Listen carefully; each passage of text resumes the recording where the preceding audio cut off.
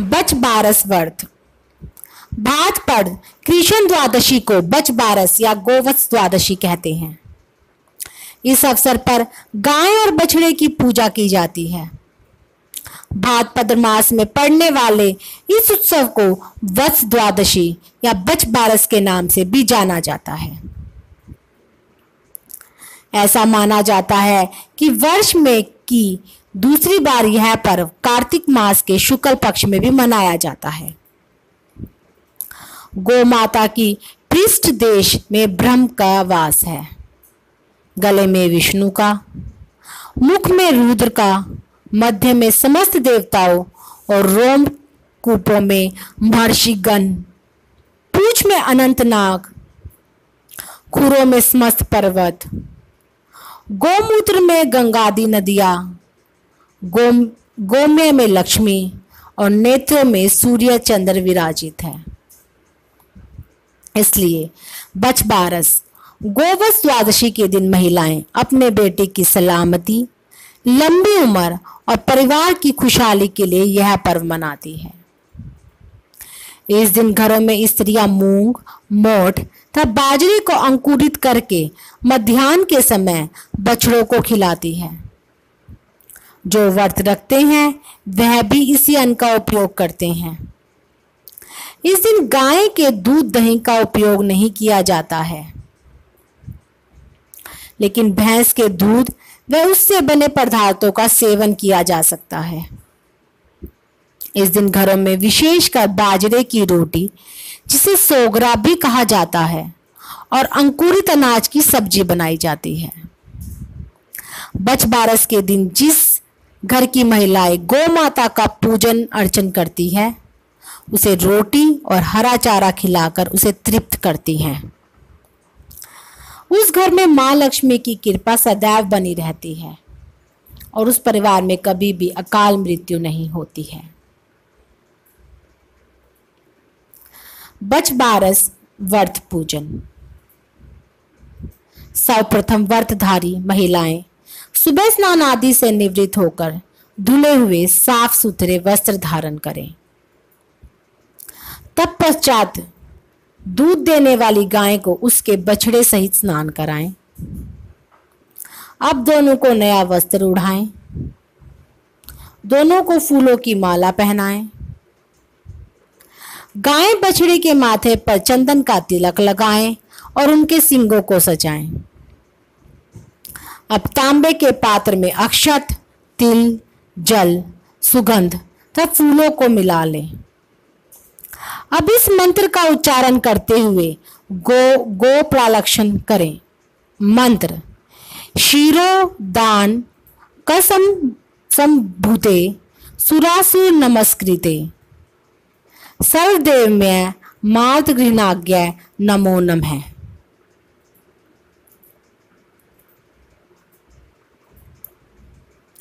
गौ माता के पैरों में लगी मिट्टी से अपने माथे पर तिलक लगाएं। गौ माता का पूजन करने के बाद बच बारस की कथा सुने।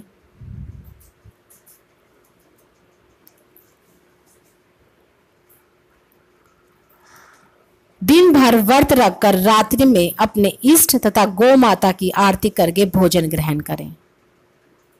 मोठ बाजरा पर रुपए रखकर अपनी सास को दे।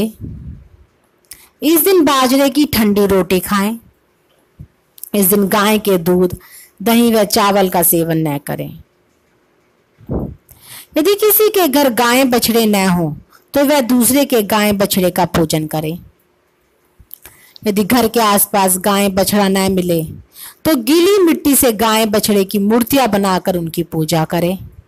उन पर दही, भीगा बाजरा, आटा, घी आदि चढ़ाकर कुमकुम से तिलक करें। तत्पश्चात दूध और चावल चढ़ाएं। बच बारस उजमन। जिस दिन आपके लड़के का विवाह हो या बेटे का जन्म हो, उस दिन उजमन किया जाता है।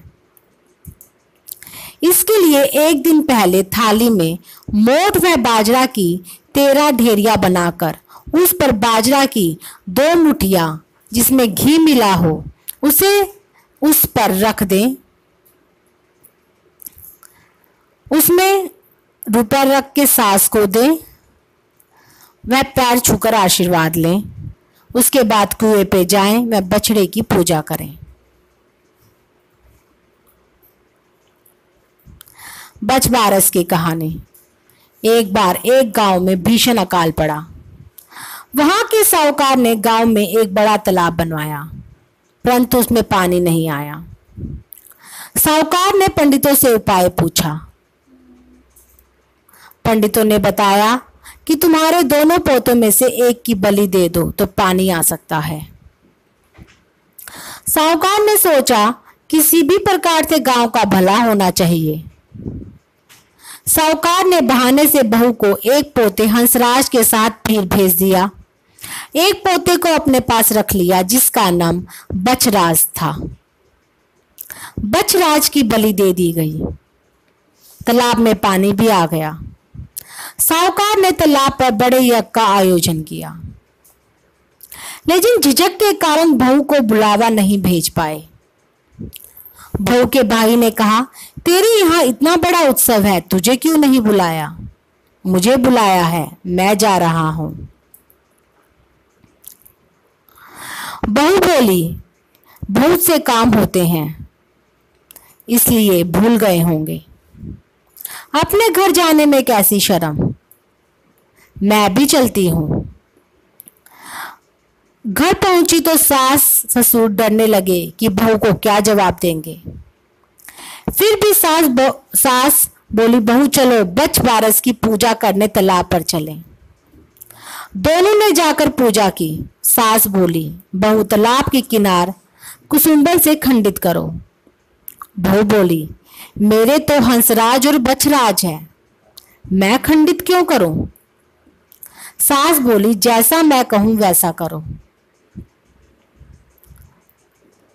बहू ने सास की बात मानते हुए किनार खंडित की और कहा, आओ मेरे हंसराज बछराज लड्डू खाओ। सास मन ही मन भगवान से प्रार्थना करने लगी, हे बछबारस माता मेरी लाज रखना। भगवान की कृपा हुई। तालाब की मिट्टी से लिपटा बछराज व हंसराज दोनों दौड़ आए। बहू पूछने लगी, सासू जी ये सब क्या है? सासू ने बहू को सारी बात बताई और कहा, भगवान ने मेरा सत रखा है, आज भगवान की कृपा से सब कुशल मंगल है। हे बछबारस माता, जैसे सास का सत रखा वैसे सबका रखना। बछबारस की दूसरी कहानी। एक सास बहू थी।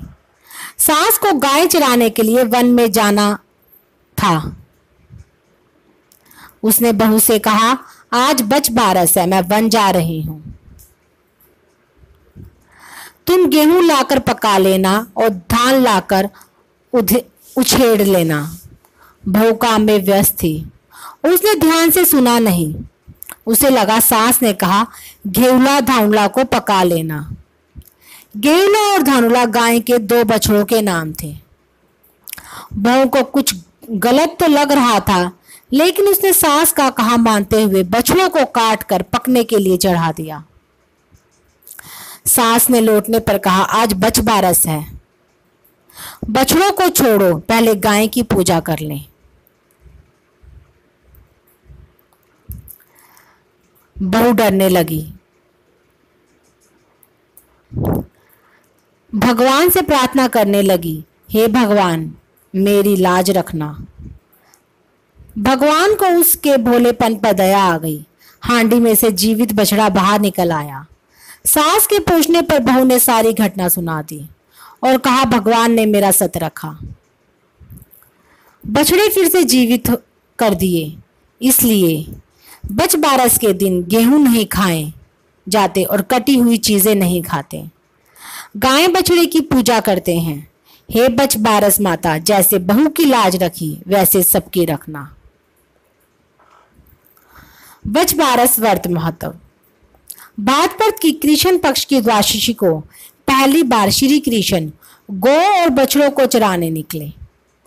श्री कृष्ण को माता यशोदा ने अच्छी तरह से सजाकर और पूजा पाठ आदि कराकर गौएं और बछड़े चराने के लिए भेजा था।